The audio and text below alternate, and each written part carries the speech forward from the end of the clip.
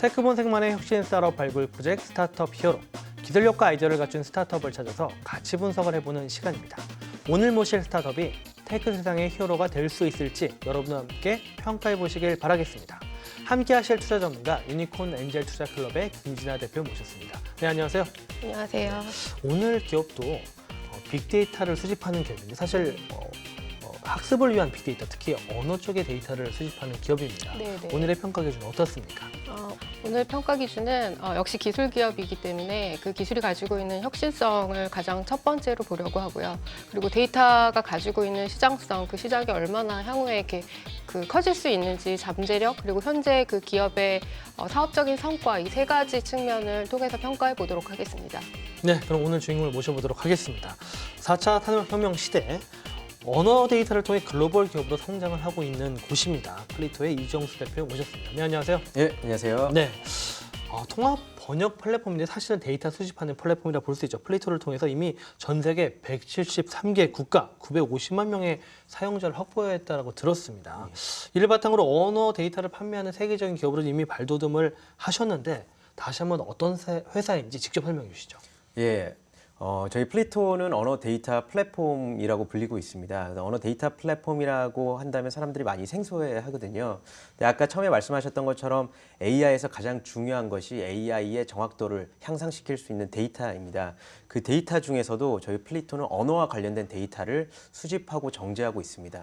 저희가 말하는 언어와 관련된 데이터라는 거는 제가 지금 말하듯이 이 발음, 음성이라든지 혹은 번역에 필요한 번역 데이터, 또 이미지, 사진에 들어가 있는 글씨와 관련된 언어와 해당되는 모든 데이터라고 생각을 하시면 되는데요.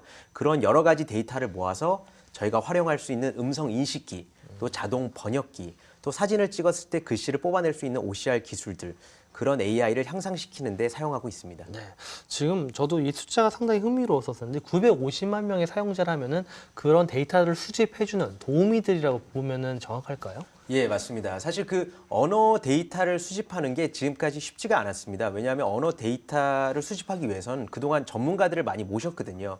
발음을 하기 위해서는 그 발음을 할 수 있는 현지인들을 모신다든지 번역을 하기 위해서는 번역가를 어떤 장소에 모셔가지고 데이터를 수집하는 그런 기술을 사용했었는데 너무 시간이 오래 걸리고 비용이 많이 들다 보니까 저희 회사 같은 경우는 이걸 어떻게 해서 빨리 모고 효율적으로 모을 수 있을까라고 고민을 했었어요. 그래서 이제 집단 지성이라는 기술을 활용하게 됐고, 집단 지성을 쓰다 보면 가장 힘든 게 정확성을 어떻게 개런티할 것이냐, 그리고 그 사람들한테 보상을 어떻게 줄 것이냐라는 그 두 가지의 문제가 있거든요. 그 두 가지의 문제를 아주 효율적으로 해결할 수 있게 됐습니다. 그래서 아까 말씀드린 950만 명이라는 사람들이 세계적으로 저희 플랫폼에 들어와서 그 데이터를 생성해내는 사람들이라고 생각하시면 됩니다. 네, 보면 요즘에 이런 형태의 일들을 이제 크라우드 아웃소싱 이렇게도 얘기를 하고 맞습니다. 있죠. 근데 네. 우린 좀 더 좀 기술력이 많이 응집된 크라우드 아웃소싱 형태를 보이는데 이게 지금 뭐 과연 어떤 사람들이 이 크라우드 아웃소싱에 참여를 하느냐, 딱 들어보면은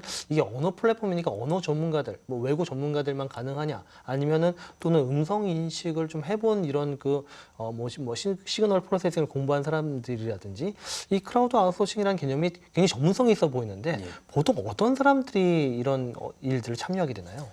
사실 뭐 저도 한국말을 할 수 있고 여기 계신 분들도 한국말을 할 수 있고 또 한국 글씨를 읽을 수 있고 한국 글씨를 쓸 수 있잖아요. 언어를 할 수 있는 사람들은 모두 이 크라우드 데이터를 쌓는데 참여를 할 수가 있습니다. 하지만 예전 같으면은 내가 이 기업을 위해서 데이터를 쌓아준다라는 생각으로 참여를 했다면 저희 시스템 같은 경우는 자연스러운 생활 활동을 통해서 데이터를 수집하고 또 그 사람들이 데이터를 주는 형식인데요. 예를 들자면은 제가 영어 공부를 한다고 했을 때 저에게 짧은 영어 문장을 주고 이 영어 문장을 번역해 봐라. 번역했을 때 정확한 번역이라면 내가 너한테 보상을 줄게 라는 형식으로 한다면 그 사람 자체는 되게 즐겁게 거기에 참여할 수 있거든요. 아, 내가 공부도 할 수 있고 또 틀리면 교정도 해주고 그런 여러 가지 과정을 통해서 플레이토는 데이터를 모으고 있는 과정이고요. 그래서 음성 데이터 같은 경우는 제가 일본어를 공부한다고 했을 때 일본 문장을 주고 일본어를 발음해 보세요 라고 할 때 제가 열심히 발음해 볼 수 있지 않습니까?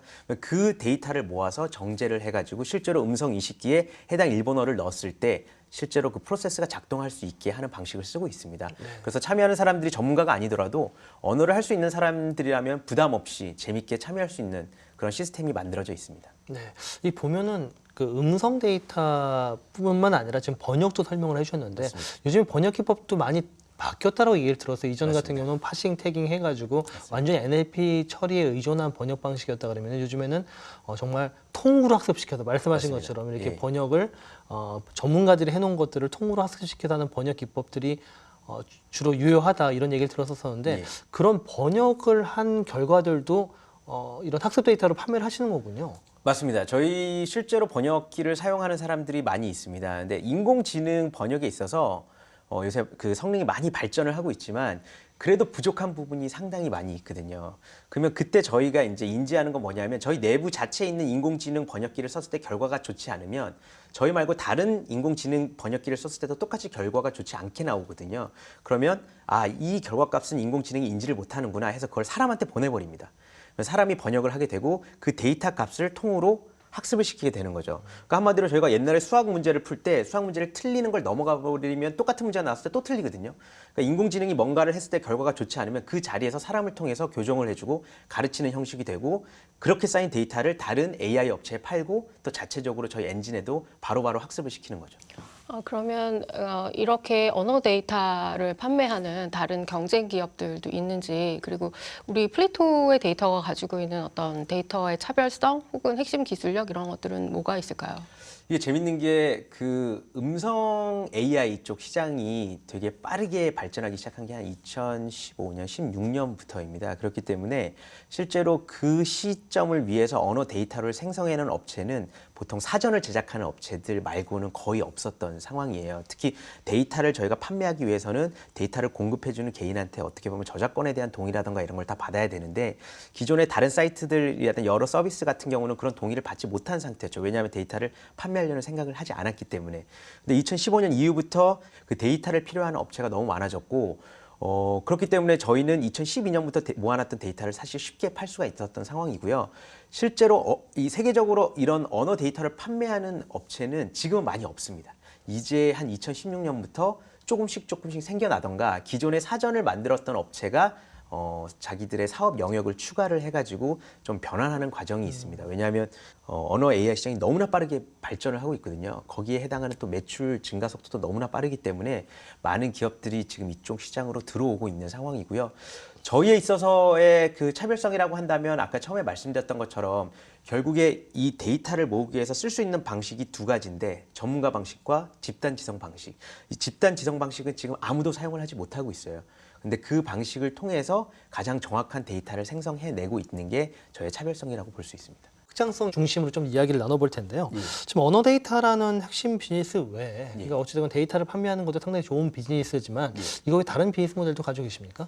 저희가 이제 언어 데이터를 판매하려고 여러 가지 사이드 서비스들을 많이 만들었어요. 그러니까 언어 데이터가 들어오기 위해서는 아까 말씀드렸던 언어 학습적인 서비스가 있으면 좋을 것 같다라고 해서 언어 학습 서비스도 만들었고 요새 저희가 가장 중점을 두고 있는 것 중에 하나가 유튜브 자막 서비스입니다.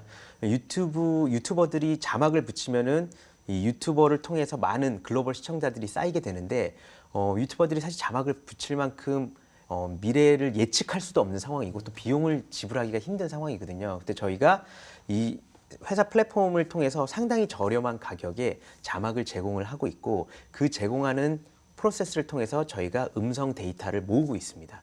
그렇기 때문에 저희 회사 입장에서는 음성 데이터를 상당히 빠르게 모으는 방식 중에 하나고요.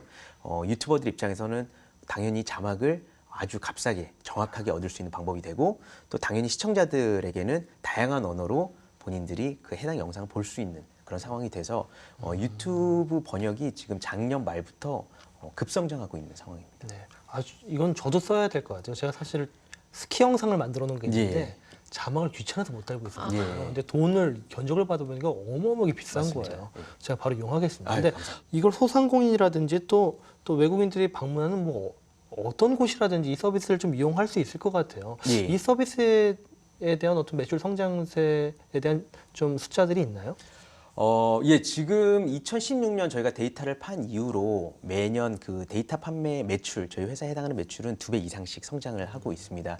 그리고 이게 데이터를 사면은 많은 사람들이 우려를 하는 게 성능이 좋아지면 다시는 데이터를 사지 않는 게 아닌가라고 말씀을 하시는데 사실 언어는 창조성이 있기 때문에 그 데이터는 끊임없이 필요하고요.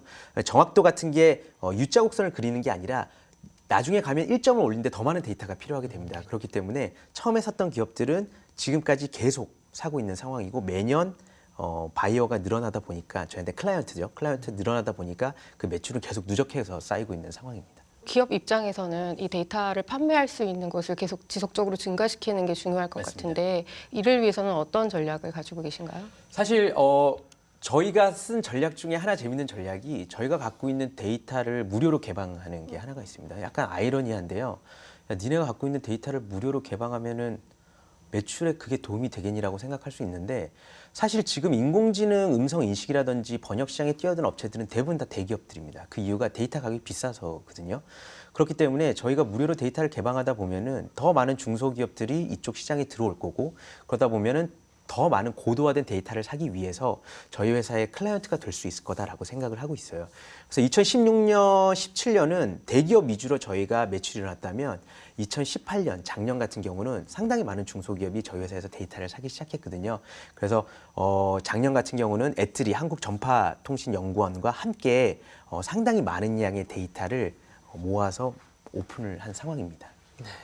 보면은 이 데이터 구축, 특히나 그 나라 음성에 대한 구축이잖아요. 그 맞습니다. 나라 어떤 언어에 대한 구축, 이게 공공성이 있잖아요. 맞습니다. 실제 우리나라 뭐 정부 또 어떤 국가들과 함께 이런 공공데이터 구축 사업도 뛰어들었다라고 말씀을 들었습니다. 하고 예. 계신가요? 예, 맞습니다. 아까 말씀드렸던 것처럼 저희가 그 데이터를 저희만 갖고 있으면은 그 데이터를 가지고 사실 발전할 수 있는 기업들이 많지 않거든요. 그렇기 때문에 더 많은 어떻게 보면 파트너사를 만들고 싶고 또 그런 업체들이 많이 나와야 이쪽 기술에도 경쟁이 생기기 때문에 더 빠른 성장이 분명히 나올 수 있을 거다라고 생각을 해서 정부와 함께 그런 데이터를 지금 오픈하고 있는 상황이다라고 보시면 됩니다. 네, 정말 신생 기업들이 좀 저렴한 가격으로 우리나라 언어에 대한 여러 가지 데이터를 또 살 수도 있고 또 정부 지원도 받을 수 있는 정말 좋은 기업을 연초에 만난 것 같습니다. 최종 평가를 해볼 시간인데요. 네. 대표님 일단은 뭐 투자 라운드 중에 어떤 라운드를 보십니까?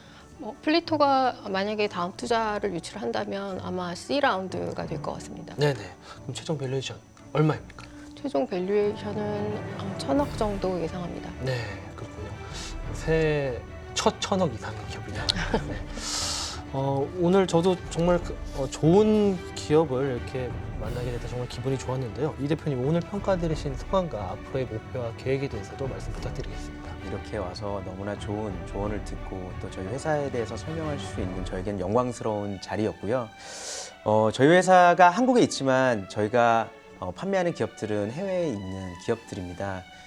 또 저희가 다루는 거는 언어 데이터 쪽을 다루고 있는데 저희가 이쪽을 하는 이유는 언어에 대한 문제점을 느낀 사람만이 이런 데이터를 가장 잘 수집할 거다라고 생각을 했어요. 아무래도 한국 사람으로서 느끼는 언어적인 장벽이 크다 보니까 그쪽을 한국인이 더 잘할 수 있을 거다라고 생각을 했고 이렇게 발전을 하다 보면 이쪽 언어 데이터 시장 같은 경우를 한국인이 리드를 할 수 있는 한국 회사가 리드를 할 수 있는 그런 상황이 되지 않을까 그렇게 생각을 하고 있습니다. 네, 앞으로 정말 세계 최고의 언어 데이터 기업으로 성장하시길 기대해 보겠습니다. 네, 감사합니다. 오늘 나와주신 두 분 감사드립니다. 네, 감사합니다.